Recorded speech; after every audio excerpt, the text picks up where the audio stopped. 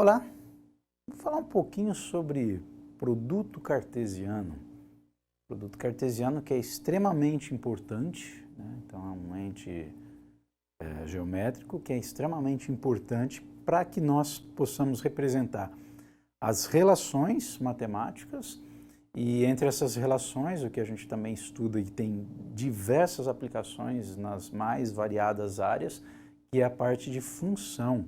Tá? Então, o produto cartesiano, ele faz parte exatamente, né, é um tipo de relação já, né, e que a partir dessa relação você pode estabelecer diversas outras, inclusive, como eu disse, as funções. Para isso nós nos utilizamos, né, uma das formas de representar esse produto cartesiano é no tal plano cartesiano. Não é a única forma, mas também é uma forma, né, aí sim uma forma geométrica bastante importante nas representações de relações e funções.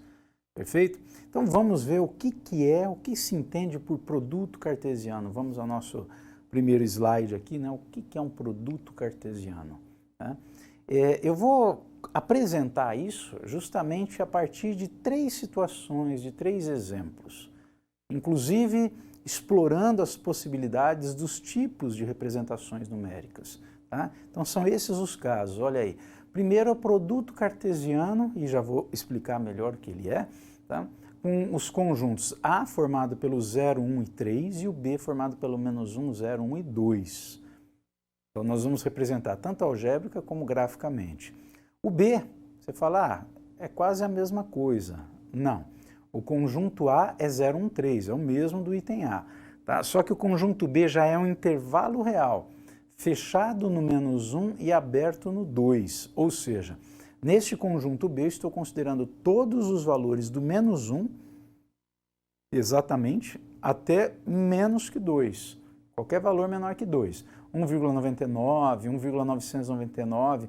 A gente diz que é aberto porque não tem, por exemplo, nesse conjunto, se eu pergunto para você qual é o maior valor, não tem o maior valor. O 2 limita superiormente, mas ele próprio não é um elemento do conjunto B. Tá? Então, se aparece lá 1,999, pertence ao conjunto, mas o 2 não.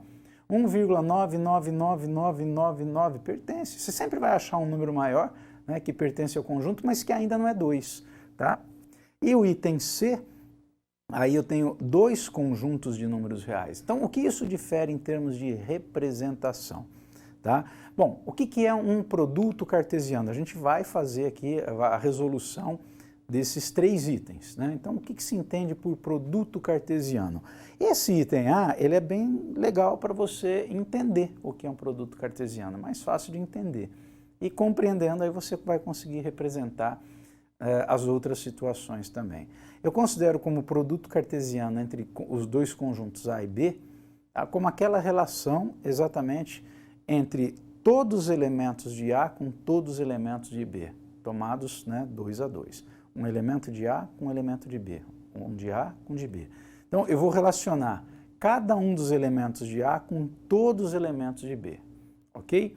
Como é que fica isso, por exemplo, no gráfico? Então, estou representando graficamente, mas vou comentar esses elementos também, quais são esses elementos, numa representação que não seja, né, exatamente gráfica. Tá? Eu nomeei aí, né, os pontos para poder falar melhor sobre eles ou para utilizar alguns deles como exemplo. Tá? Então você tem aí, por exemplo, o ponto A ali embaixo, né, no próprio eixo Y. Então o plano cartesiano é exatamente esse plano dividido em quatro partes, né, os 4 quadrantes, tá? E essa divisão é feita por duas retas perpendiculares, formando 90 graus entre si, que são os eixos, né, Y e X. O Y é vertical, o X é horizontal. Então, o produto cartesiano aí entre A e B é eu considerar todos os pontos que eu posso gerar, considerando que a coordenada X é um elemento do A e a coordenada Y é um elemento do B. Então, 0, menos 1. Olha lá, o primeiro elemento do A com o primeiro do B. 0, menos 1. É aquele pontinho A que eu coloquei ali embaixo. Tá? 0 para o X, menos 1 para o Y. Depois, o ponto B é o 0 do X com o 0 do B. Né? O primeiro do conjunto A com o segundo do B. Depois o primeiro do A com o terceiro do B, 0,1. É o pontinho C que foi colocado ali. E 0,2. Depois explorou todas as possibilidades com o zero do conjunto A, vamos para o 1. 1, menos 1, 1,0, 1,1, 1,2. Essa série de pontos aí, de 4 pontos, né, na segunda coluna. São os pontos E, F, G, H. Tá? Depois 3, menos 1, 3,0, 3,1, 3,2 são os pontos I, J, K, L, é a terceira coluna aí. E finalmente os pontos M, N, O, P, que são os pontos de coordenadas 4, menos 1, 4,0, 4,1 e 4,2. Então você indicar esses pontos, né, você está indicando algebricamente os pontos, é um conjunto formado por pares ordenados. Graficamente são os pontos localizados no plano cartesiano, tá ok? Isso é o produto cartesiano, então uma relação de todos do conjunto A com todos do conjunto B. Agora, como é que fica no item B, né, em que, tudo bem, os valores do conjunto A são os mesmos que nós acabamos de ver, mas do B já se trata de um intervalo real, né? Olha lá como é que vai ficar. O que mudou? Não são mais pontos, mas eu tenho ali segmentos, né?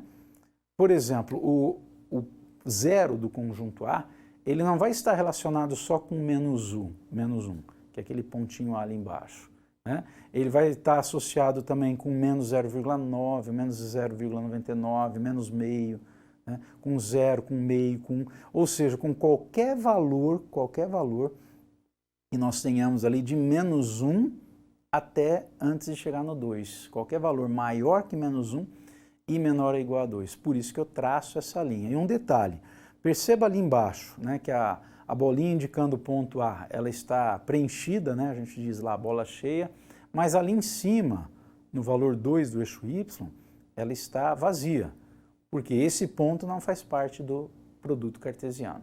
Por que ele não faz parte? Porque o 2 no eixo Y, né, que é o 2 ali do conjunto B, na verdade não é o 2 do conjunto B, ele aparece para indicar quem é o conjunto, mas ele não é um elemento. Então, se ele não é um elemento de B, ele não participa do produto cartesiano. Por isso que na parte de cima toda ali, nós temos exatamente bolas vazias, tá ok? Círculos vazios, para indicar que não são pontos do produto cartesiano. Vai até ali, até menos que, né, até ali não, vai até valores menores que aquele, ou que aqueles, ok? E para fechar, para finalizar, o que vai acontecer agora se nós considerarmos, né, que o conjunto A também é um conjunto de números reais?